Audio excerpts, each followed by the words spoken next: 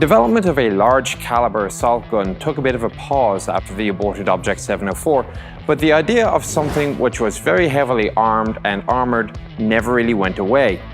In 1953, a series of design studies was started to determine what could be made to carry another large caliber gun.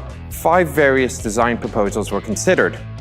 The final design, selected in about August of '53, was for a forward crew compartment rear engine vehicle, and it was going to have a crew of 5 with the intent of dropping it down to 4 once it got a proper automated loading system. At about the same time, development was going on in the factory in Perm of a new 152mm gun called the M64. This was capable of hurling an AP round at about 700 meters a second. Not bad. It was thus decided to take the M64 gun, mate it to the chassis of the T-10, which is being produced in Leningrad. The resulting vehicle was the SAU-152, also known as Objekt 268. Now what this all is a very long-winded way of saying, we're going to have a look at the 268 behind me.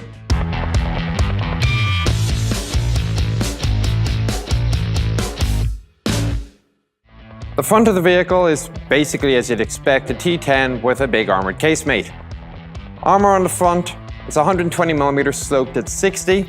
Up on the casemate, it's about 187 sloped at 20. That said, there is a small piece of absolutely vertical armor just to the left of the mantlet, out of which you can also see the aperture for the optic. Now, I shoved a measuring tape in there and it actually turned out to be only about 11 or 12 centimeters. That's a very small weak point though, I wouldn't be too worried about it. The nose retains the traditional pike shape, which was common to the Soviet heavies at the time. And you'll see here the various splash guards. Apparently the Russian term was catching dolphins. So when you go down into water, of course, you get the big pool of water comes up and it makes the driver miserable and wet.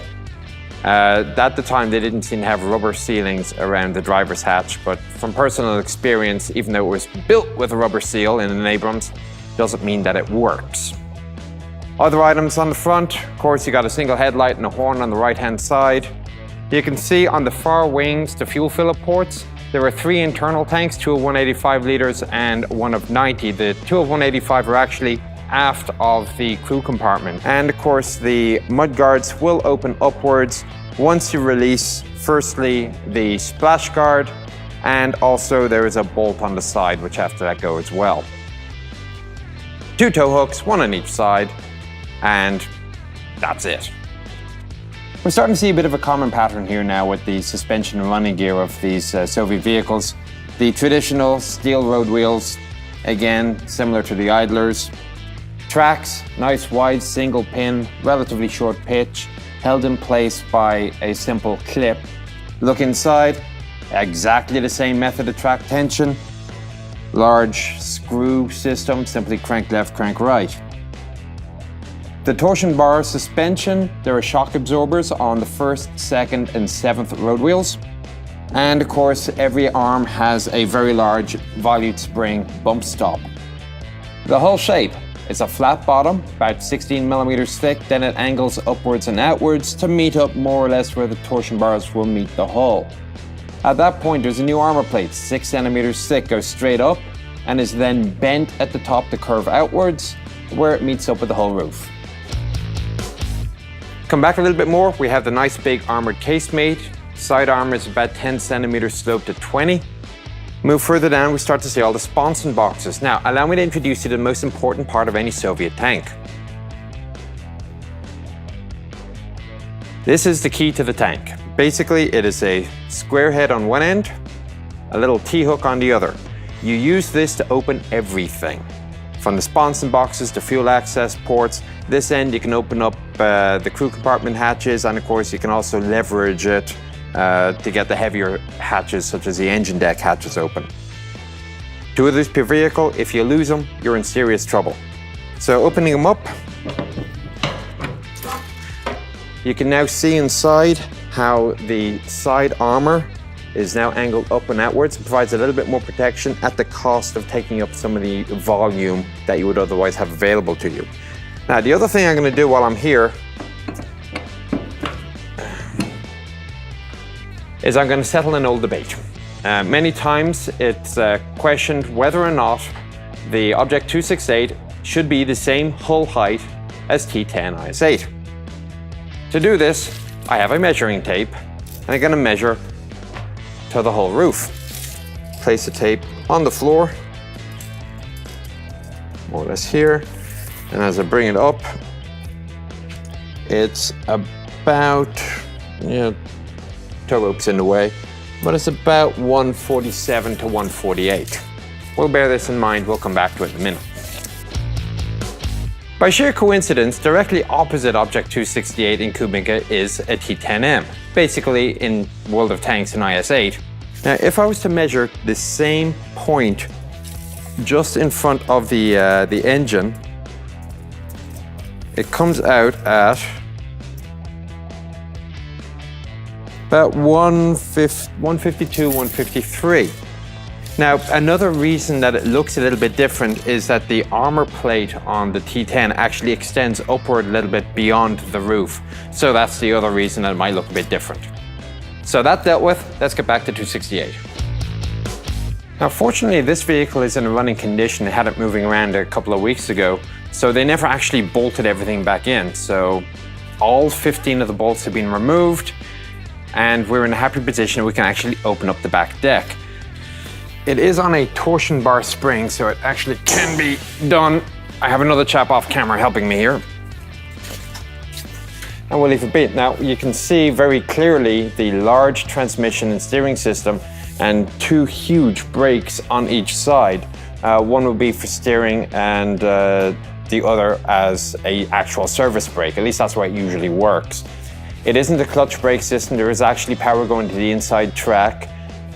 So steering is not affected purely by the brake, but it is helped. An interesting feature I note here is that they have a dome light on each side of the rear of the compartment here. Very useful for doing maintenance at night, and light discipline isn't such of a worry. If you're in a position that you can unbolt the tank and open it up, the enemy probably isn't anywhere nearby. So that's a neat feature I can appreciate. I'm sure the mechanics do as well. Not much room for working in here. It's quite compact, but then again, I guess it doesn't really need to be roomy. Interesting. It's so rare that you get to see the inside of one of these Soviet vehicles simply because you have to go through the hassle of unbolting everything, so a nice treat. You come around to the back, it's again pretty much similar to the T10s. It makes sense. Again, no access ports top or bottom for anything behind you. If you want to access the transmission, steering gear, brakes, etc., undo all the 15 bolts and then swing it back. These are mounting points for barrels. They'll be about maybe yay big. They're for the smoke generation system. And the fuel tanks are now semi-permanently affixed. They're 150 liters per side. And you can get rid of them. You pull out a couple of quick release pins and then you disattach the piping system. But basically speaking, they're conformal. They're almost never removed. Nothing else of significant note, simply your two tow hooks and some mounting points, maybe for a few more tracks. That's it. Next we go back up onto the engine deck. Coming up to the back deck, again, similar to the T10, T10M. First thing you note is you got the mounting points for the cross beam. It's the log that we all know and love. Access points for all the lubricants, so coolant, the various oils, and further you can also open up one of the hatches back here. This gives you access to both the engine and transmission oil, also the starter motor.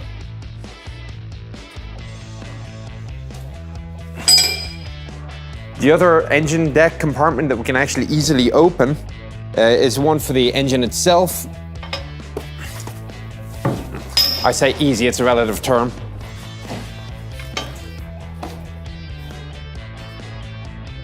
So the engine under here is the V12.5. It's a 12-cylinder diesel, cranks out 700 horsepower at about 2100 RPM.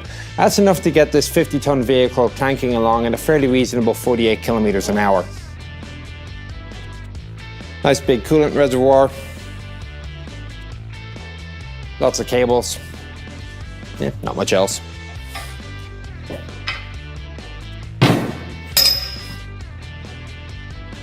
If you look at the casemate, the back of it, 5 centimeters thick. Now, this was a pre-production prototype vehicle. The idea behind this was that they were going to leave the back bolted instead of welded to allow easy access inside, and if they decided they wanted to change the cannon out for a different type for the purpose of the experiment, it would be relatively easy to do so. Not much else back here. We move forward. As you get up into the turret roof, it's quite sparse, but there are a couple of interesting features. Firstly, the commander's hatch, which, as you can see, has an incorporated rangefinder. It's one of the first Soviet vehicles to have one. So you have your two lenses, one on each side. One lens is fixed, the other one will rotate, and you simply use a triangulation system to figure out how far away your target is. It was expected that you're going to get first round hits on a 2-meter target at about 900 meters. The loader's hatch had a mounting point during testing. It was mounted for a 14.5mm KPVT machine gun. Now you'll see it does have a hand crank on it with the gun on the end as well. It's going to be quite heavy. But without the gun, you could still simply manually traverse it around if you felt the need. There's a third hatch front left for the gunner. And the last thing you'll see here is you get a great view of a massive 152 with a double baffle muzzle brake and the fume extractor. Again, one of the first Soviet vehicles to have a fume extractor fitted. As I'm sitting here looking forward, I'm just imagining driving through the open fields, crushing all before me. This is one of those tanks that I get the feeling you would have really just enjoyed riding around in. You get this feeling of being the most awesome person on the planet. Guess points for psychology there. Anyway, that's the end of the outside tour. So for part 2, we go inside.